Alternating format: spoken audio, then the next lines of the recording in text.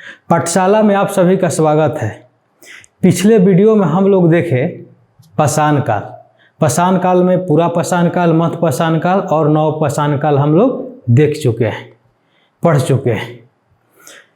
पूरा पाषाण काल में देखे कि लोग शिकार कैसे करते थे, आग का आविष्कार लोगों ने किया। मध्य पाषाण काल में देखे कि तीर धनुष का आविष्कार हुआ, लोग शरीर को जमीन में गाड़ते थे, दफनाते थे। और नव पाषाण काल में देखें कृषि देखे, पशुपालन, पहिया, जादूगर। आज की जो पाठशाला है ये सिंधु घाटी सभ्यता के बारे में होगी। सिंधु घाटी सभ्यता को आज की इस पाठशाला में हम लोग देखें तो देखते हैं। सिंधु घाटी सभ्यता। सिंधु घाटी सभ्यता को कई नामों से जाना जाता है। सिंधु घाटी सभ्यता, हड़प्पा सभ्यता, नगरीय सभ्यता, कांस्ययुगीन सभ्यता और सरस्वती सभ्यता। देखते हैं कि सिंधु घाटी सभ्यता इसका नाम आखिर क्यों पड़ा। सिंधु घाटी सभ्यता इसका नाम रखने का मेन कारण था कि उस समय जितने भी स्थल खोजे गए उनमें ज़्यादातर स्थल सिंधु घाटी नदी के आसपास ही मिले। इस कारण इस सभ्यता का नाम सिंधु घाटी सभ्यता रखा गया। फिर देखते हैं कि हड़प्पा सभ्यता। हड़प्पा सभ्यता नाम रखने का मेन कारण कि उस समय जो पहला पुरातात्विक खुदाई की गई थी, पहला स्थल खोजा गया था, वो हड़प्पा के रूप में चिन्हित किया गया था। इसलिए इस सभ्यता का नाम हड़प्पा सभ्यता के नाम से भी जाना जाता है। फिर देखते हैं नगरीय सभ्यता। इस सभ्यता को नगरीय सभ्यता क्यों कहते हैं? नगरीय सभ्यता कहने का मेन कारण है कि यहाँ पर जो शहर था वो उसकी बसावट एक शहर जैसा था, एक प्रॉपर वे में था। जो रास्ता था वो चौड़ा था, सड़क चौड़ी थी, घर का जो बनाया गया था एक पैटर्न पर बनाया गया था। जैसे आप लोग गांव देहात में देखते होंगे कि गांव देहात में जो घर लोग बनाते हैं, अगर 10 फीट का अगर रास्ता वहां से निकला हुआ है तो जो पहले जो घर बनाते हैं वो रास्ता में 1 फीट दबा देते हैं और 1 फीट दबाने के बाद वो 6 फीट का कुर्सी लेते हैं। 6 फीट का कुर्सी लेते हैं तो घर में चढ़ेंगे कैसे? तो इसलिए वो रोड पर गली में ओटा बांधते हैं। ओटा तो बांधते ही हैं, साथ में ऊपर छाजा भी निकाल देते हैं। तो गांव की जो गलियां होती है वो संकरी होती है, तंग होती है। किसी का घर आपको 2 फीट गड्ढा मिलेगा तो किसी का घर जो है 6 फीट ऊंचा भी मिलेगा, यानी प्रॉपर वे में उसका बसावट नहीं है। लेकिन सिंधु घाटी सभ्यता की जो बसावट थी वो जैसे आप आजकल शहर में देखते हैं कि चौड़ी सड़क है, नाली की भी व्यवस्था है, उचित रूप में घर बनाया गया है। तो इस कारण इस सभ्यता का नाम नगरीय सभ्यता पड़ा। फिर देखते हैं कांस्ययुगीन सभ्यता। कांस्ययुगीन सभ्यता का नाम रखने का मुख्य कारण यह है कि उस समय जितने भी धातुएं खोजी गई तो इनमें सबसे ज़्यादा जो उपयोग किया गया वो कांसा का प्रयोग किया गया। जैसा कि आप जानते हैं कि कांसा जो है तांबा और टीन से निर्मित मिश्र धातु है। इस कारण इस सभ्यता का नाम कांस्य सभ्यता भी कहा जाता है। फिर देखते हैं सरस्वती सभ्यता। बाद में ऐसा देखा गया कि स्थल खुदाई जो ज़्यादातर स्थल मिले वो सरस्वती नदी घाटी के आसपास मिले। सरस्वती नदी के आसपास मिले तो कुछ लोगों का कहना है कि जब सबसे ज़्यादा स्थल जब सरस्वती नदी के आसपास ही है तो इस सभ्यता का नाम ही सरस्वती घाटी सभ्यता रख दिया जाए। इस तरह देखते हैं कि ये सिंधु घाटी सभ्यता का अनेकों नाम है। फिर देखते हैं कि इसका समय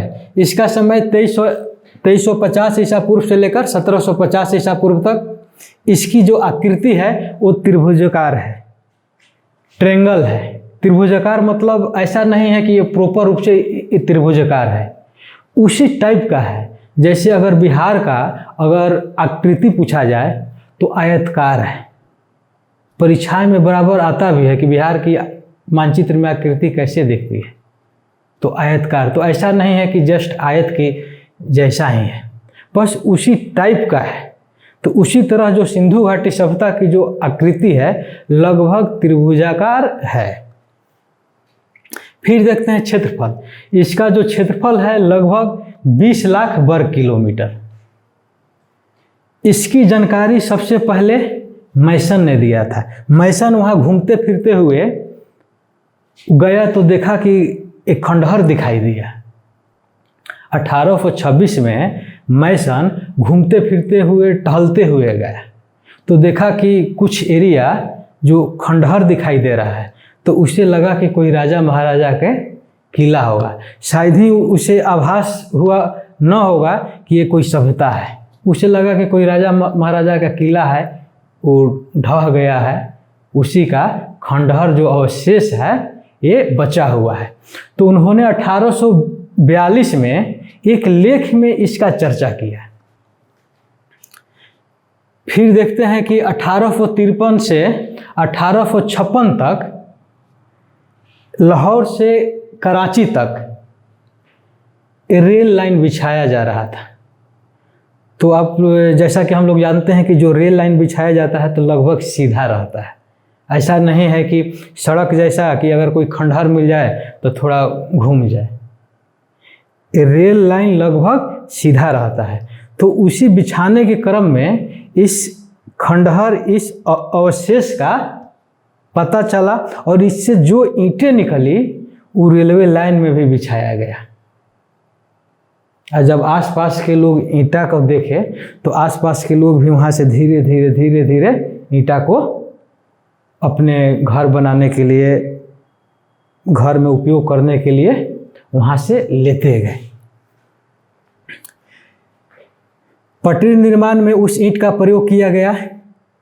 फिर कनिंघम 1856 में हड़प्पा का जो खंडहर था, जब कनिंघम को पता चला तो कनिंघम बहुत तेज तर्रार आदमी था। तो 1842 के लेख में भी चार्ल्स मैसन ने इसकी वर्णन किया। फिर 1853 फिर 1856 में जो रेलवे लाइन बिछाया जा रहा था वहाँ भी अवशेष मिला। तो कनिंघम किया है, इसका निरीक्षण किया। निरीक्षण करने के बाद फिर इसका एक मानचित्र बनाया। फिर देखते हैं कि पुरातत्व विभाग के प्रमुख जॉन मार्शल ने दयाराम साहनी को बुलाया कि देखिए वहाँ पर कुछ अवशेष दिखाई दे रहा है, कुछ खंडहर दिखाई दे रहा है, आप वहाँ देखिए तो क्या है। तो दयाराम साहनी जी ने कहा कि ठीक है, हम देखते हैं। 10 आदमी दे दीजिए, 10-15 मजदूरा दे दीजिए, 5 फात कुदाल दे दीजिए, 2-4 खंती दे दीजिए। तो जॉन मार्शल ने कहा कि ठीक है, ले जाइए, वहाँ पर देखिए कि वहाँ पर आखिर है क्या। तो फिर देखते हैं कि जो दयाराम साहनी है उसका खुदाई करते हैं। अभी हम स्थल को थोड़ा बाद में देखेंगे, उससे पहले और जो इसका जो डायमेंशन है सिंधु घाटी सभ्यता का, जो पृष्ठभूमि है, उसको पहले देख लेते हैं। सिंधु घाटी सभ्यता का जो आकृति था वो त्रिभुजाकार था, लेकिन फिर भी आप इसको उत्तर, दक्षिण, पूरब, पश्चिम में एक देख सकते हैं। जैसे सिंधु घाटी सभ्यता का जो सबसे उत्तरी जो स्थल था वो मांदा, जो जम्मू कश्मीर में पड़ता है, चिनाब नदी के किनारे। जो दक्षिणी स्थल था वो दैमाबाद, जो प्रवरा नदी के किनारे था। और पूर्वी स्थल आलमगीरपुर, हिंडन नदी के किनारे। और पश्चिमी स्थल सूतकंगेडोर, जो दास्क नदी के किनारे है। जैसे आप उदाहरण के तौर पर देख सकते हैं, जैसे कि बिहार का अगर पूछे कि सबसे उत्तरी जिला कौन सा है तो पश्चिमी चंपारण। दक्षिणी जिला कौन सा है तो गया। पूर्वी जिला कौन सा है किशनगंज। पश्चिमी जिला कौन सा है कैमूर। उसी तरह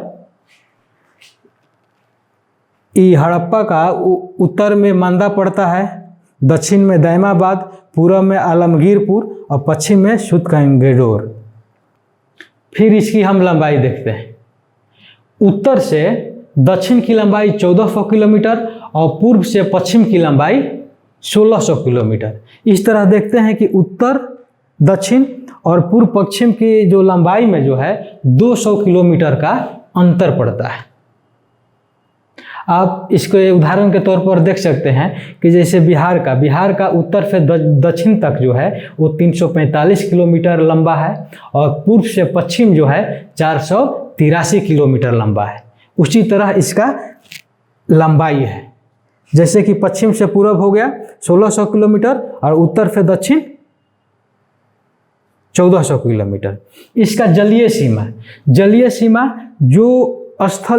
जो इसका जो सीमा है जो जल से लगता है उसको हम जलीय सीमा कहते हैं। इसका जलीय सीमा की लंबाई 1300 किलोमीटर है। आप ऐसे समझ सकते हैं कि भारत की जलीय सीमा जो मुख्य भूमि का है वो 6100 किलोमीटर है, जो गुजरात होते हुए महाराष्ट्र, गोवा, कर्नाटक, केरला, तमिलनाडु, आंध्र प्रदेश, उड़ीसा, पश्चिम बंगाल, ये क्या है? ये जलीय सीमा है। भारत का ये राज्यों से जलीय सीमा लगता है। इसी तरह सिंधु घाटी सभ्यता का जलीय सीमा 1300 किलोमीटर था। फिर देखते हैं इसकी समकालीन मतलब इस सभ्यता के साथ साथ और कौन सी सभ्यता था। आप इस तरह समझ सकते हैं कि अभी जो मोदी जी हैं भारत के प्रधानमंत्री, तो भारत के प्रधानमंत्री मोदी जी के समकालीन कौन है? तो जो बाइडन भी थे, ट्रंप भी थे और बराक ओबामा भी थे। इसी को बोलते हैं समकालीन। तो सिंधु घाटी के जो समकालीन सभ्यताएं हैं वो नील नदी घाटी है जो मिस्र में है, मेसोपोटामिया जो इराक में पड़ता है, जहाँ के कभी शासक सद्दाम हुसैन रहा करता था, और पीली नदी घाटी जो चीन की सभ्यता है। ये सिंधु घाटी सभ्यता के समकालीन था। लेकिन जो सबसे बड़ा, सबसे डेवलप, सबसे विस्तृत, सबसे विकसित जो सभ्यता था उस समय, वो सिंधु घाटी सभ्यता ही था।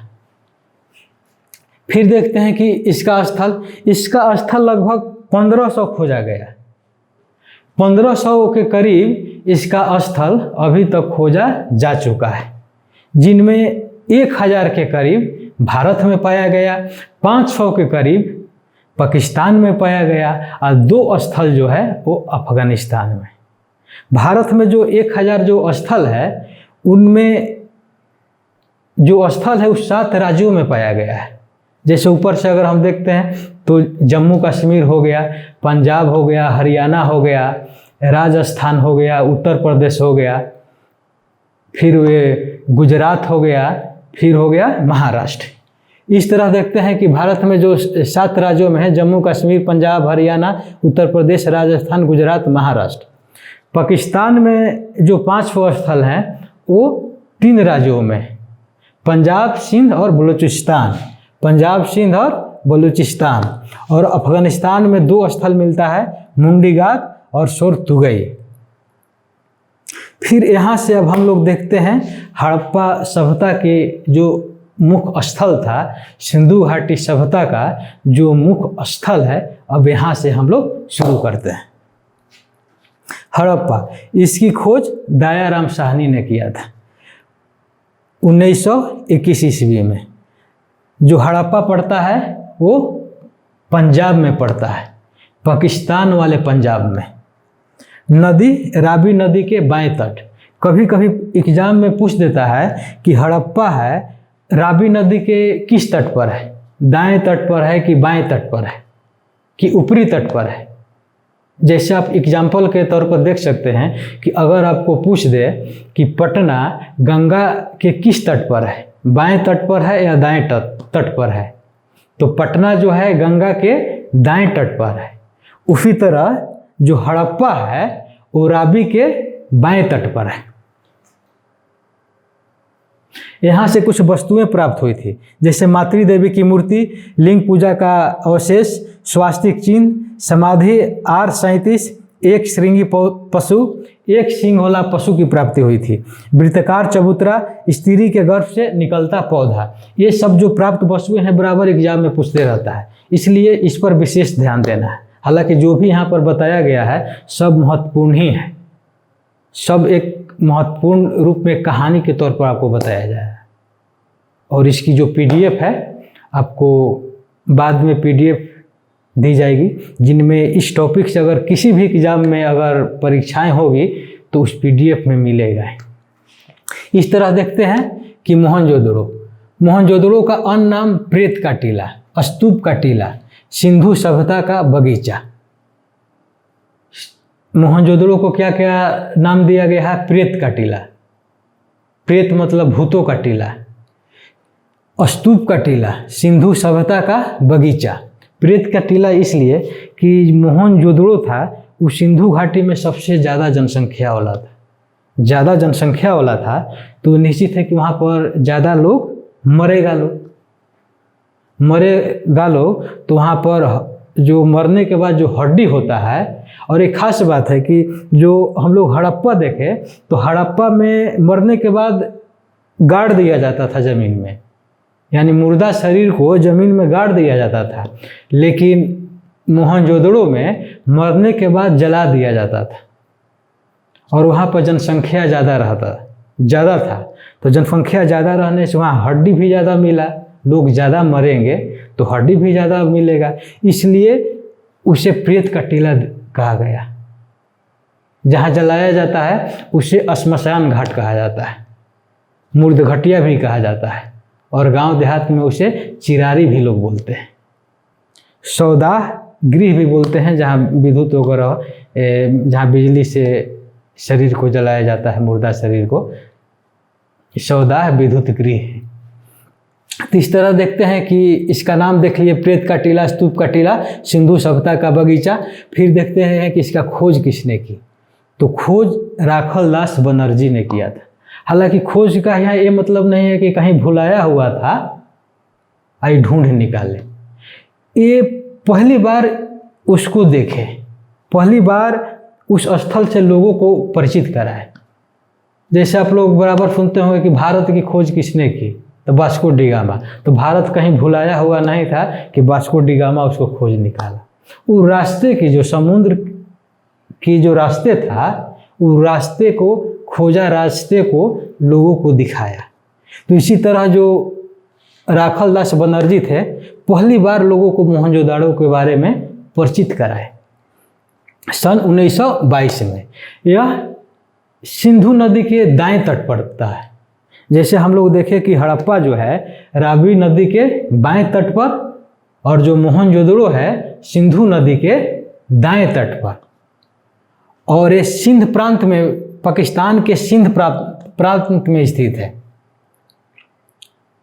इस तरह देखें कि हड़प्पा रावी नदी के बाएं तट पर स्थित है, और जो मोहनजोदड़ो है सिंध नदी के दाएं तट पर स्थित है, और यह पाकिस्तान के सिंध प्रांत में स्थित है।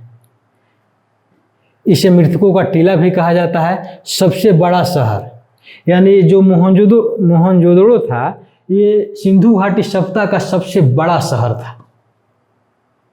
मोहनजोदड़ो था, यहाँ सबसे ज़्यादा जनसंख्या भी था।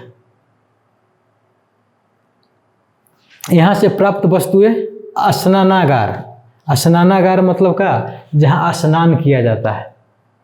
आज के डेट में इसको समझ सकते हैं, बाथरूम। फिर अन्नागार मतलब जहाँ अन्न रखा जाता है, जहाँ जिस गोदाम में अन्न रखा जाता है। जैसे आप देख सकते हैं उदाहरण के तौर पर कि जो गोल घर था वो कभी अंग्रेज़ों ने अन्न रखने के लिए बनाया था।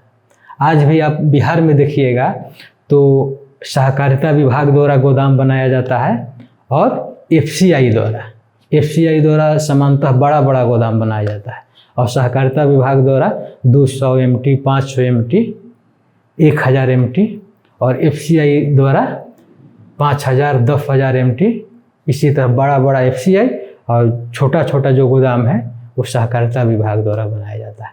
तो वही अन्न रखने के लिए अन्नागार बनाया गया था। यहाँ से कांसे की नर्तकी मिली। कांसे की नर्तकी पशुपति, पशुपति मतलब शिव। और जब शिव जहाँ पर शंकर भगवान रहेंगे वहाँ पर बैल रहेगा ही, तो कुबड़ बैल मिला। और पुजारी की मूर्ति, सूती वस्त्र, पुजारी रहेंगे तो धोती वगैरह पहनेंगे ही, सूती वस्त्र मिला। और जो पुजारी थे, जो पुरोहित थे, उनका आवास की प्राप्ति हुई। ये सब जो है बराबर एग्जाम में हमेशा पूछते रहता है। अब देखते हैं चहुंदड़ों को। इसकी खोज गोपाल मजुमदार ने किया था 1931 में। यह सिंधु नदी के किनारे स्थित है। यह पाकिस्तान के सिंध प्रांत में पड़ता है। यह एक ऐसा स्थल है जो दुर्ग रहित है। आप ऐसे समझ सकते हैं कि जब आप व्यवस्थित रूप से घर बनाते हैं तो चारों तरफ हम लोग छेदवाली देते हैं, यानी दीवार देते हैं, छेकन देते हैं, हाता देते हैं। लेकिन ये ऐसा सिंधु घाटी सभ्यता का स्थल था जो केवल घर था, हाता वगैरह, दीवार वगैरह नहीं दिया गया था। यहाँ से जो वस्तुएं प्राप्त हुई हैं वो श्रृंगार प्रधान वस्तुएं प्रदान हुई। आप समझ सकते हैं कि इसको आप महिला प्रधान स्थल बोल सकते हैं, कि जहाँ पर सुई धागा, काजल, गुड़िया, लिपस्टिक, ओठलाली, मनका बनाने का कारखाना और बिल्ली का पीछा करता कुत्ता का चिन्ह प्राप्त हुआ है। अब देखते हैं लोथल। इसका अन्य नाम लघु हड़प्पा, लघु मोहनजोदड़ो। इसके खोज रंगनाथ राव ने किया था। यह गुजरात के अहमदाबाद में पड़ता है। यह भोगवा नदी के किनारे है। यह सिंधु घाटी सभ्यता का गोदीबाड़ा या बंदरगाह। गोदीबाड़ा और बंदरगाह को इस तरह समझ सकते हैं कि जहाँ पानी के जहाज रहता हो, उस समय वहाँ नाव चलता हो, वह बंदरगाह के रूप में सिंधु घाटी सभ्यता का एक स्थल था। इसका जो घर का दरवाजा है सड़क तरफ खुलता था। अमूमन जितने भी सिंधु घाटी सभ्यता का जो स्थल है उसका जो दरवाज़ा मुख्य सड़क की ओर नहीं खुलता था, लेकिन यहाँ पर जो दरवाज़ा था मुख्य सड़क की ओर खुलता था। ऐसा अनुमान लगाया जा रहा है कि हो सकता है कि जो विदेशों से व्यापार होता हो तो जो सामान रखने के लिए हो, तो अगर मुख्य दरवाज़ा पर जितने भी दुकान देखते हैं वो मुख्य दरवाज़ा पर ही रहता है। उसका जो मुख्य दरवाज़ा सड़क पर ही रहता है, सड़क की ओर रहता है। तो यहाँ भी जो है जो व्यापार होते रहता था, तो सामान रखने की सहूलियत के लिए मुख्य जो दरवाज़ा है वो सड़क की तरफ है। ये सिंधु घाटी सभ्यता का एक ऐसा स्थल है जिसका दरवाज़ा सड़क की तरफ था। यहाँ से जो प्राप्त वस्तुएं जो है युगल सौधान। युगल सौधान मतलब स्त्री और पुरुष का गाड़ा हुआ शव की प्राप्ति हुआ, दफन किया हुआ शव की प्राप्ति हुआ। तो ऐसा लोग अनुमान लगाया कि हो सकता है कि सती प्रथा का भी प्रचलन हो। जितनी सारी भी है, कोई लिखित साक्ष्य यहाँ उपलब्ध नहीं था, तो पुरातात्विक साक्ष्य और लोगों का अनुमान पर ही आधारित है। अनुमान कितना सही है वो इतिहासकार ही जाने। हम लोग का क्या है, जो इतिहासकार द्वारा बताया जा रहा है हम लोग उसको पढ़ते जा रहे हैं। फिर देखते हैं कि यहाँ हाथी दांत की प्राप्ति हुई। हाथी दांत जो था वो व्यापार में बहुत उसका उपयोग होता था। और फिर देख रहे हैं कि फारस की मोहरें, चूँकि ये बंदरगाह था तो यहाँ से दूसरे देशों में जैसे मिस्र हुआ, फारस हुआ, मेसोपोटामिया हुआ, वहाँ से सामान ले जाया जा रहा था, वहाँ से सामान लाया जा रहा था। तो इसी क्रम में यहाँ से फारस की मोहरें प्राप्त हुई। तो इसे अंदाज़ा लगाया जा सकता है कि सिंधु घाटी सभ्यता का जो व्यापार था दूसरे देशों के साथ भी था। फिर देखते हैं लोमड़ी और कौवा का चित्र। लोमड़ी और कौवा का चित्र जो है हम लोग पंचतंत्र में में भी कहानी में पढ़े हैं लोमड़ी और कौवा, तो उसी टाइप का इसमें भी एक प्राप्ति हुआ था। फिर देखते हैं धौलावीरा। धौलावीरा की खोज जेपी जोशी और आरएस बिष्ट ने किया था। यह भी गुजरात में पड़ता है। यह लूनी नदी के किनारे और इसका जो आकृति है आयतकार है। यह 3 भागों में बटा था। अमूमन हम लोग देखते हैं कि सिंधु घाटी सभ्यता का 2 टीला था, एक पुरोहित वर्ग यानी एक धनिक ऊंचे वर्ग के लिए और एक सामान्य वर्ग के लिए, लेकिन धौलावीरा में 3 टीला दिखाई पड़ता है। 3 टीला का अवशेष मिल रहा, जिसमें एक पश्चिमी, मध्य और पूर्वी। यहाँ से विशाल जलाशय की प्राप्ति होती है। विशाल जलाशय मतलब क्या? तालाब, पोखरा, उस टाइप का प्राप्ति होती है, जिससे लोग अंदाज़ा लगाया कि यहाँ पर जो जल का जो प्रबंधन था एक विकसित था। लोग यहाँ जल के महत्व को समझते थे। फिर देखते हैं कि यहाँ से हड़प्पा लिपि के 10 चिन्ह वाला शिलालेख की प्राप्ति होती है। फिर आते हैं रंगपुर, जिसके खोजकर्ता रंगनाथ राव है। यह स्थान गुजरात में पड़ता है और मादर नदी के किनारे है, और यहाँ से जो है धान के भूसी की प्राप्ति हुई है, रंगपुर से। फिर देखते हैं राखीगढ़ी। राखीगढ़ी के खोज सूरजभान ने किया था। यह हरियाणा में पड़ता है, यह घग्गर नदी के किनारे पड़ता है। सिंधु घाटी सभ्यता का सबसे बड़ा स्थल जो राखीगढ़ी जो है वह हरियाणा में पड़ता है। यह सिंधु घाटी सभ्यता का सबसे बड़ा स्थल, और दूसरा सबसे बड़ा स्थल आपको धौलावीरा मिलेगा। फिर देखते हैं बनवाली। बनवाली की खोज आरएस बिष्ट ने किए थे। स्थान हरियाणा, रंगोई नदी के किनारे है। यहाँ से मिट्टी का हल, ये प्रश्न जो है बराबर एग्जाम में पूछते रहता है कि मिट्टी के हल की प्राप्ति कहाँ से हुई थी। आपको दे देगा कालीबंगा दे देगा, बनवाली दे देगा, राखीगढ़ दे देगा, रोपड़ दे देगा, लेकिन इसका सही उत्तर जो है वो बनवाली है। ये प्रश्न एग्जाम में बराबर आते रहता है। यहाँ पर देखते हैं कि जल निकासी की व्यवस्था ठीक नहीं थी। घर से पानी जो है सड़क पर भी चल जाता होगा, जिसके कारण लोग सोख्ता का निर्माण कराया। आज भी बिहार सरकार जितने भी सरकारी भवनों का निर्माण किया जाता है वहाँ पर एक सोख्ता का निर्माण किया जाता है। ये देखिए कि सिंधु घाटी सभ्यता के लोग इस चीज़ से, इसकी खासियत से कितना साल पहले उपरिचित थे। अब समझ सकते हैं कि सिंधु घाटी सभ्यता के लोग कितना समझदार, कितना तेज तर्रार थे, कितना विद्वान आदमी थे। फिर देखते हैं कि सड़कें टेढ़ी मेढ़ी, यानी सड़क जो था सिंधु घाटी सभ्यता में देखा गया कि जो भी सड़क है वो चौड़ी है, लगभग समकोण पर एक दूसरे से कटती है, लेकिन यहाँ पर जो सड़कें हैं टेढ़ी मेढ़ी देखी गई। फिर देखते हैं रोपड़। रोपड़ के खोजकर्ता जो हैं यज्ञदत्त शर्मा है। यह पंजाब में पड़ता है। यह सतलज नदी के किनारे स्थित है। मानव के साथ जानवर का भी शव मिला, यानी मानव और जानवर का शव एक साथ दफन किया हुआ है, यहाँ से प्राप्ति होती है। फिर देखते हैं कालीबंगा। कालीबंगा के खोज बीबी लाल और बीके थापर है। स्थान राजस्थान, नदी घग्गर, मिट्टी के चूड़ी, काली मिट्टी के चूड़ी प्राप्ति हुई। कालीबंगा को काली मिट्टी के चूड़ी भी कहा जाता है।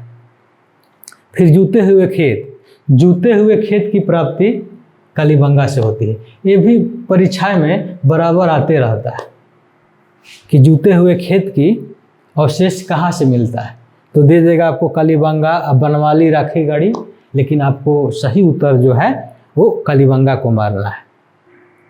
आप देखे होंगे कि सिंधु घाटी सभ्यता में जितना भी भवन है वो पक्की ईंटों का बनाया गया, लेकिन यहाँ पर जो भवन था वो कच्ची ईंटों का बनाया गया था। लेकिन कुआं, नली, स्नान घर जो था वो पक्की ईंटों से बनाया जाता था। फिर देखते हैं हम महत्वपूर्ण जो स्थल है हम लोग देख चुके हैं। अब सिंधु घाटी सभ्यता का आर्थिक स्थिति कैसा था, सामाजिक स्थिति कैसा था, धार्मिक स्थिति का कैसा था, और कुछ विविध प्रकार का जो प्रश्न देखेंगे। देखते हैं आर्थिक स्थिति। आर्थिक स्थिति में देखते हैं कृषि। तो यहाँ पर लोग गेहूँ, जौ, बाजरा, मसूर, चना, कपास आदि का खेती करते थे। फिर देखते हैं पशुपालन। यहाँ लोग कुत्ता, बिल्ली, भैंस, ऊंट, हाथी पालते थे। व्यापार सोना, चांदी, तांबा, हाथी दांत, कीमती पत्थर, लकड़ी के सामान, आभूषण और वस्त्र आदि का व्यापार होता था। और व्यापार जो होता था वो फारस, मेसोपोटामिया और मिस्र देशों से यहाँ से व्यापार होता था। माप तौल में 16 इकाई के रूप में प्रचलित थी। 16 इकाई के रूप में मतलब क्या? 16 के गुणज। जैसे कि अगर आज आपको 150 ग्राम कुछ लेना है तो 150 ग्राम मिल जाएगा, 250 ग्राम मिल जाएगा, 3 पौवा मिल जाएगा। लेकिन उस समय जो था 16 के गुणज में मिलता था। जैसे अगर 16 केजी है तो 16 दूना 32, 16 या 48, इस गुणज में पहले सामान मिलता था। और जो वस्तु था वो वस्तु विनिमय पर आधारित था। जो लेन देन था, खरीद था। आज अगर आप दुकान में जाते हैं तो पैसा देते हैं, मुद्रा देते हैं, तो आपको सामान देता है। लेकिन उस समय मुद्रा नहीं था, रुपया नहीं था। तो उस समय जो खरीद होता था वो वस्तु विनिमय। आप इस तरह समझ सकते हैं कि अगर गांव में किसी का अगर 20 मन आलू हुआ और किसी दूसरे को 15 मन प्याज हुआ, तो ये डेढ़ मन जो आलू है उनको दे दिए और प्याज जो है 1 मन ले लिए। इसी को क्या बोलते हैं? वस्तु विनिमय। माने एक दूसरे को वस्तु दे दिए। इन्हें प्याज की आवश्यकता थी, आलू की अधिकता थी तो प्याज ले लिए। उन्हें आलू की आवश्यकता था, प्याज अधिकता था, तो उन्होंने प्याज देकर आलू ले लिया। यह है वस्तु विनिमय। अब सामाजिक स्थिति में आते हैं। समाज की सबसे छोटी इकाई परिवार थी। समाज कैसा था? मातृसत्तात्मक। आप उदाहरण के तौर पर देख सकते हैं कि जहाँ पर अगर ब्लॉक हो या जिला हो या राज्य हो या भारत का जो केंद्रीय सत्ता जो प्रधानमंत्री, अगर इन सभी जगहों पर अगर महिलाएं निर्णय ले, उस समाज को क्या बोलते हैं? मातृसत्तात्मक, यानी महिला का सत्ता है। तो उस समय क्या था? महिला का सत्ता। अभी फिलहाल क्या है? मिश्रित सत्तात्मक। लेकिन एग्जाम में मिश्रित सत्तात्मक नहीं मारना है, पितृसत्तात्मक मारना है।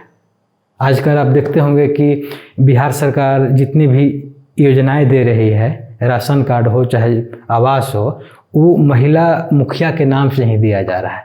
सरकार जो है जो गाड़ी दे रही है, गाड़ी निबंधन, उसमें महिलाओं को छूट दी जा रही है। तो आप देखिएगा कि ज़्यादातर गाड़ी का जो निबंधन है महिलाएं के नाम से है। ज़मीन जो खरीद हो रही है महिलाएं के नाम से है। तो आप ये नहीं कह सकते हैं कि ये समाज जो है वो पितृसत्तात्मक है। लेकिन अगर परीक्षा में आए तो मिश्रित न मारना है, पितृसत्तात्मक ही मारना है। तो अभी समाज जो है पितृसत्तात्मक है। अब पहले जो समाज था वो मातृसत्तात्मक है। इस समय वर्ण व्यवस्था और जाति का कोई पहचान नहीं मिलता है।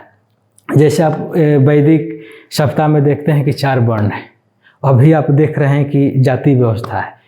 तो उस समय जात पात, ऊंच नीच, वर्ण व्यवस्था वगैरह नहीं था। उस समय कुछ वर्ग थे, जैसे पुरोहित वर्ग थे, शिल्पी जो पत्थर वगैरह के तराशते थे, तो कुछ शिल्पी वर्ग हुए, व्यापारी वर्ग हुए जो व्यापार करते थे, जो कृषि काज करते थे वो किसान वर्ग हुए, श्रमिक वर्ग हुए। तो इस टाइप का उस समय वर्ग हुआ। उचित समतावादी समाज, इसका मतलब ये हुआ कि उस समय समाज में भेदभाव नहीं था, उस समय समाज में छुआछूत नहीं था, उस समय समाज में ऊंच नीच में कोई भेदभाव नहीं था। फिर देखते हैं कि स्त्री और पुरुष आभूषण पहनते थे।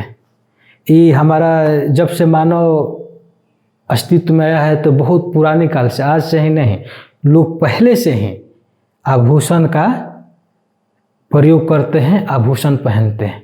लेकिन जेंट्स लोग अब तो बहुत कम पहनते हैं, आभूषण के रूप में महिलाएं हैं ज़्यादा उसका उपयोग करती है, सजी धजी रहती है। फिर देखते हैं मनोरंजन। मनोरंजन के रूप में उस समय कोई मोबाइल वगैरह नहीं था, क्रिकेट फुटबॉल वगैरह नहीं था। उस समय क्या था? बैलगाड़ी, शिकार करना, पासा, नृत्य। नृत्य मतलब नाच।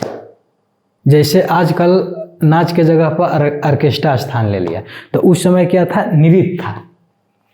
फिर धार्मिक जीवन देखते हैं। धार्मिक जीवन कैसा था? तो वे लोग प्रकृति के पूजा करते थे। प्रकृति के पूजा मतलब वो धरती के पूजा करते थे। धरती के पूजा इसलिए कि धरती अन्न देता था। आज भी हम लोग धरती माता के रूप में मानते हैं, क्योंकि धरती ही जो है जो अन्नदाता है। पीपल, उस समय पीपल की पूजा होती थी। आज भी आप देखिएगा कि पीपल की पूजा होता है, बर के पूजा होता है, आंवला के पूजा होता है, उसमें धागे लपेटा जाता है। तुलसी जो पौधा है उनका पूजा होता है। तो जो हमारा जो देश है, जो हमारी जो सभ्यता और संस्कृति है, ये बहुत पुराने समय से ही प्रकृति पूजा और प्रकृति को सम्मान देते आ रहा है। फिर देखते हैं कि लिंग पूजा का स्पष्ट अवशेष की प्राप्ति हुई है, पशुपति पूजा का अवशेष की प्राप्ति हुई है, मूर्ति पूजा का अवशेष की प्राप्ति हुई है, और कुबड़ बैल। एग्जाम में बराबर पूछते रहता है कि मूर्ति पूजा कब से प्रचलन में आया। तो अगर सिंधु घाटी सभ्यता है तो उत्तर में सिंधु घाटी सभ्यता ही मारना है। लेकिन यहाँ से कोई मंदिर का प्रमाण नहीं मिलता है। जैसे आज मंदिर देखते हैं, उस समय सिंधु घाटी सभ्यता में कोई मंदिर का प्रमाण नहीं मिलता है। फिर देखते हैं कि भोजन ये शाकाहार और मांसाहार दोनों थे। शाकाहार मतलब अनाज वगैरह खाते थे, और मांसाहार मांस मछली खाते थे। वस्त्र के रूप में सूती और ऊनी दोनों वस्त्रों का प्रयोग करते थे। घोड़ा की हड्डी की प्राप्ति कहाँ से हुई है? लोथल से, सुरकोटदा से, कालीबंगा से। और अगिन कुंड की प्राप्ति हुई है लोथल से, कालीबंगा से, बनवाली से। फिर देखते हैं कि लिपि जो था भाव चित्रा। फिर देखते हैं कि इस काल के लोग लोहा से परिचित नहीं थे। सोना, चांदी, तांबा, पत्थर, हाथी दांत सब चीज़ से परिचित थे, लेकिन लोहा से परिचित नहीं थे। ये जो प्रश्न है बराबर परीक्षा में आती रहती है, इसलिए इस पर विशेष नज़र रखना है। तलवार, इस समय जो था लोग तलवार से परिचित नहीं थे, क्योंकि ये जो सभ्यता था वो शांति प्रिय सभ्यता था। यहाँ मार काट का वर्णन नहीं मिलता है। फिर देखते हैं कि हड़प्पा में शव को दफनाया जाता था और मोहनजोदड़ो में शव को जलाया जाता था। पीछे हम लोग इसको पढ़ चुके हैं।